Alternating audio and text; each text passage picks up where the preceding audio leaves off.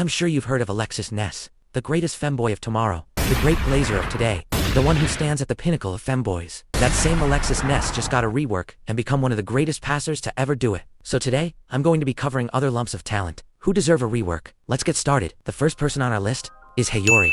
This should be no surprise, as he is a very important passer and story in the game. We got his backstory in the NEL, and he has been a core component in Bastard Munson winning a lot of their games. Plus he scored that important goal in the France game that led Karasu into an evolution.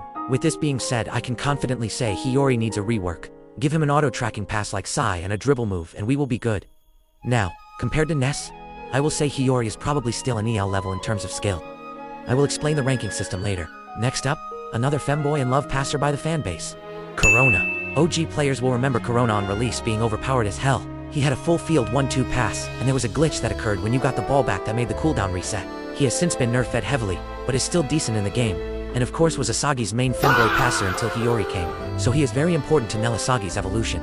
As you can see, I put him below Hiyori in terms of importance. This means who needs a rework first, and I think Hiyori needs it more than Corona. All Corona needs is a cutscene steal ability in his awakening, and probably a cutscene pass like Lorenzo, and we good. In terms of passing skill, Corona compared to Ness is U20 Japan level. Ness's passes are much too advanced for his skill set. Now quickly, I'm going to explain to you my ranking system.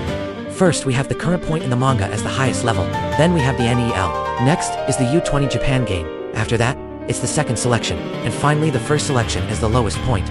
This then brings me to our next egoist passer, Sai Itoshi. Sai is the only current Japanese new generation World 11. He is the best U20 midfielder in the world, and has perfect, precise passes that elevate the level of play happening in any game.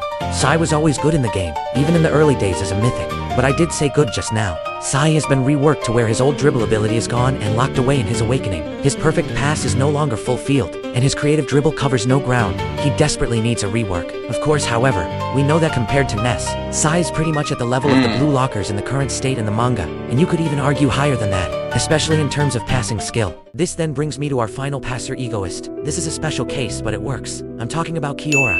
Kiora isn't really a passer. You could argue Sai isn't either, but he does make passes. Kiora was first really put out there in the PXG game when he passed to Kaiser, allowing him to score. This one game put him in the starting 24, so Ego clearly saw something in him. Kiora doesn't really need a rework right this second, but he probably will soon. I also ranked him just a bit below Corona, because his mentality and passing skills are what Blue Lock needs, but we haven't seen enough of him yet.